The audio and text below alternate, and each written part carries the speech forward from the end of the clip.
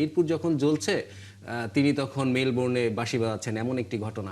BCB বস নিয়ে কথা বলতে চাই। নিশ্চয়ই কথাগুলো একটু শোনা শোনা লাগছে যে আমি কোথাও যাইনি, আমি দেশেই আছি। এর আগে আমরা এরকম সিনারিও দেখেছি।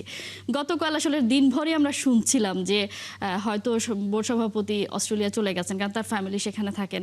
তারপর তিনি বেশ কয়েকটি গণমাধ্যমে এসে নিজেই বলেছেন তিনি কোথাও যাচ্ছেন না, আজকে অফিস করেছেন, আগামীকাল মানে আজকেও তিনি অফিস করবেন, এমন একটা কথা বললেন। তারপর আমরা দেখতে পেলাম যে বাংলাদেশে আরও একটি গণমাধ্যম ডেইলি সান তারা রিপোর্ট করেছে যে তিনি অলরেডি চলে গেছেন এবং খুবই নির্ভরযোগ্য সূত্র থেকেই তারা খবরটা পেয়েছে। মানে চলে গেলে বা পরিবারের সাথে সময় কাটাতে যাবেন, তাতে এত নাটকের কি আছে? সেটাই আপনি দেখেন, গত 3 সপ্তাহ আমি যদি ধরি, গত 3 সপ্তাহ ধরে বাংলাদেশ ক্রিকেট নিয়ে মানে আমার মনে হয় যে একটা সাপ লুডু খেলা চলছে।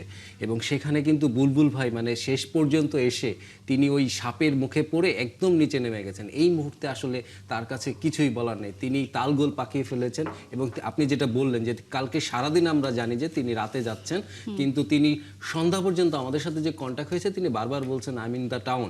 তার মানে তিনি কিন্তু ব্যাকরণগতভাবে ঠিক ছিলেন, তখন তিনি হয়তো মিরপুরেই ছিলেন, কিন্তু তার রাতে মানে আমরা যদি বলি মধ্যরাতে কিন্তু তিনি মেলবোর্নের ফ্লাইটটা ধরেছেন। আসলে কি হয় মানে মিরপুর যখন জ্বলছে তিনি তখন মেলবোর্নে বাঁশি বাজাচ্ছেন এমন একটি ঘটনা। আসলে এবার যেটি হয়েছে তার ছুটি নেওয়ার ব্যাপারটি, সেটা হচ্ছে যে আমরা শুনেছি যে তিনি ওয়ান ওয়ে টিকিট কেটেছেন, মানে তিনি শুধু যাচ্ছেন, ফিরবেন কবে সেটা নিশ্চিত না, মানে কেউ বলতে পারছে না। এবং বিসিবির কেউ কেউ বলছেন যে তিনি আসলে অপেক্ষা করছেন 12 তারিখ জাতীয় নির্বাচনের জন্য, তার পরবর্তীতে তিনি সিদ্ধান্ত নেবেন কি হবেন। মানে তিনি হাওয়া মাপছেন যে হাওয়া কোন দিকে যায় তারপরে হবে।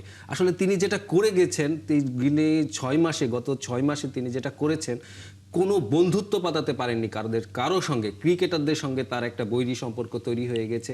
বোর্ড পরিচালক পদত্যাগ করেছে। আমরা জানি যে আইসিসি বোর্ড মিটিংয়ে তিনি যেসব কথাবার্তা বলেছেন সেটা নিয়ে তিনি মানে অপদস্থ হয়েছেন ওখানে। মানে সব কিছুতে সব জায়গাতে তিনি কিন্তু এই বন্ধুহীন হয়ে পড়েছেন। তিনি একজন নিঃসঙ্গ শেরপার মতন ঘুরছেন। এবং আমার মনে হয় যে শেষ আশ্রয় তার সেই পরিবার, তিনি সেই পরিবারের কাছে ফিরে গেছেন। কবে আসবেন এটা কেউ জানে না।